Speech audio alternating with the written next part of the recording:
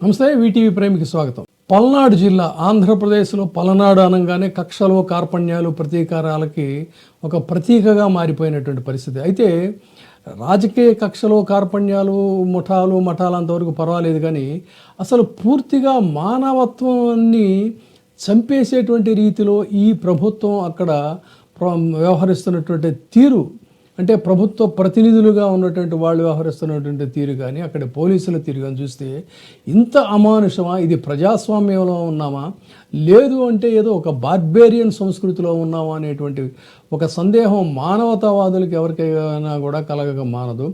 అక్కడ పల్నాడు జిల్లాలో టీడీపీ కూటమి అధికారంలోకి వచ్చిన వెంటనే దాదాపుగా 300 కుటుంబాలు అక్కడి నుంచి వలస వెళ్ళిపోయాయి.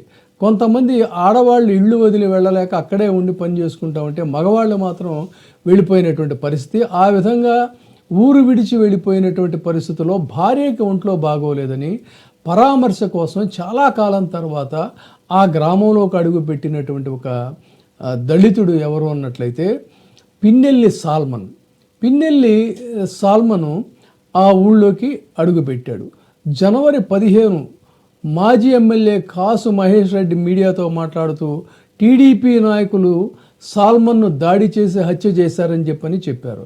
టీడీపీ అధికారంలోకి వచ్చిన తర్వాత పిన్నెల్లి గ్రామం నుంచి వందలాది కుటుంబాలు భయంతో వలస వెళ్ళాయని, సాల్మన్ కూడా ఆ విధంగా వలస వెళ్ళినటువంటి వ్యక్తి అని, తన భార్య అనారోగ్యంతో ఉన్నప్పుడు చూడటం కోసం వచ్చినప్పుడు దాడి చేస్తే సాల్మన్ గాయాలతో కోమాలోకి వెళ్ళాడు. వెంటనే అక్కడ చనిపోలేదు, బండరాళ్లతోనో దీంతోనో మోదారని చెప్పారు.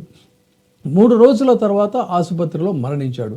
ఈ దాడి రూలింగ్ పార్టీ ఎమ్మెల్యే అయినటువంటి ఎరపతనేని శ్రీనివాసరావు ఆధ్వర్యంలోనే జరిగిందని చెప్పని, దాన్ని చూసి చూడనట్టుగా వ్యవహరించినటువంటి పోలీస్ అధికారి సిఐ పొన్నూరు భాస్కర్ అని చెప్పని కాసు మహేష్ రెడ్డి ఆరోపించారు. అయితే దాడికి గురైన సాల్మన్ పైనే పోలీసులు కేసు నమోదు చేశారనేటువంటిది మరొక విచిత్రమైనటువంటి సంఘటన. తర్వాత వేరే వారి మీద చాలా బలహీనమైన సెక్షన్లు పెట్టారని కూడా కాసు మహేష్ రెడ్డి విమర్శించారు.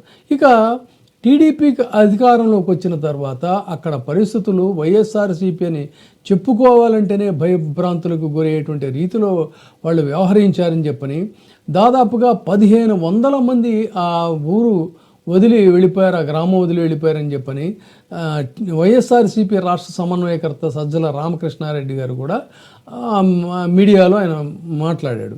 అయితే ఇప్పుడు తాజాగా జరుగుతున్నటువంటి వ్యవహారం ఏంటి అన్నట్లయితే అత్యంత పాశవికంగా, దయనీయంగా ఆయన అంత్యక్రియల కోసం అని చెప్పని వైసీపీ నాయకులు బయలుదేరితే కాసు మహేష్ రెడ్డితో సహా గౌతమ్ రెడ్డి అనే వాళ్ళని అడ్డుకున్నారు. సరే, అది రాజకీయంగా అడ్డుకున్నారు అనుకోవచ్చు, కానీ ఆ గ్రామస్తులను అడ్డుకున్నారు.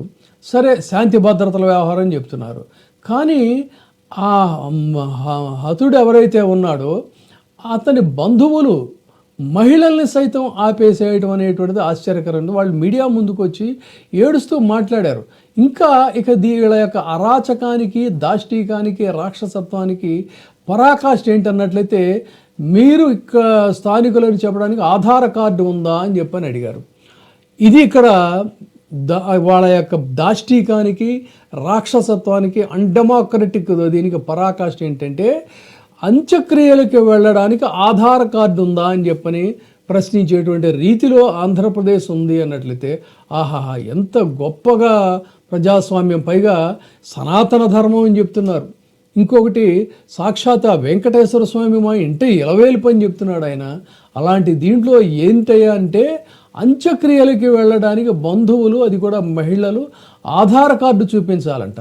ఇది ఇలా ఉంటే వరుసగా ఇక్కడ దాడులు ఏంటంటే, ఎవరైతే చిన్న తప్పు, పెట్టి కేసుల్లో తప్పులు చేస్తే వాళ్ళని దారుణంగా కొట్టి రోడ్ల మీద నడిపిస్తున్నారు. ఇది బ్యూటీ ఆఫ్ డెమోక్రసీ. నడి రోడ్డు మీద పోలీసులు అరికాళ్ళ మీద బాదుతూ, మోకాళ్ళని తొక్కుతూ వాళ్ళని హింసిస్తున్నారు. ఇది beauty of democracy.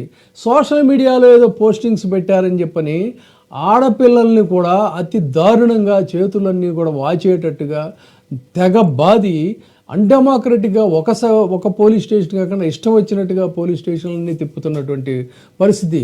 This is the beauty of democracy. ఆ విధంగానే అసలు చేయని తప్పుకి ఎవరైతే తప్పు చేశారో ఇదేం తప్పుని ప్రశ్నించినటువంటి వాళ్ళని అందులోకి ఇన్వాల్వ్ చేసి జైళ్ళల్లోకి తోసేసినటువంటి పరిస్థితి. This is the beauty of democracy.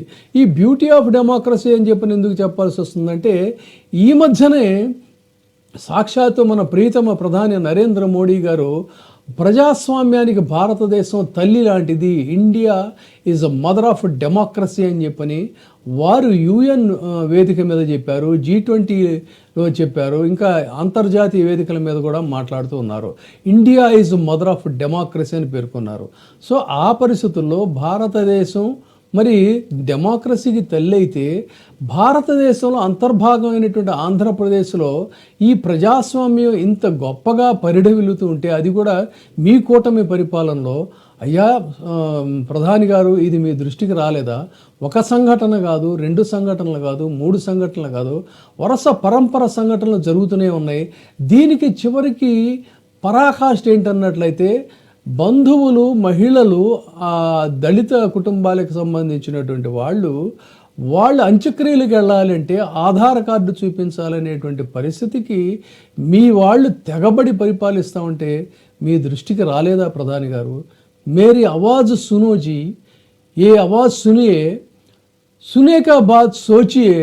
భారతదేశం ప్రజాస్వామ్యానికి తల్లి అని మనం ఎలా చెప్పుకోగలుగుతాం ఇలాంటి పరిస్థితులు ఈ దశాబ్దంలో కూడా ఎలా ఉంటే అని దయచేసి నేను మీకు చెప్తున్నాను.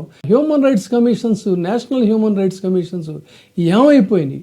మీ ఇంటెలిజెన్స్ రిపోర్ట్స్ ఏమైపోయినాయి? అసలు ఒక రాజకీయ కక్షతో అల్పజీవుల మీద, అణగారిన వర్గాల మీద ఇంత దాష్టీకానికి, ఇంత దారుణానికి పాల్పడాల్సినటువంటి అవసరం ఉందా?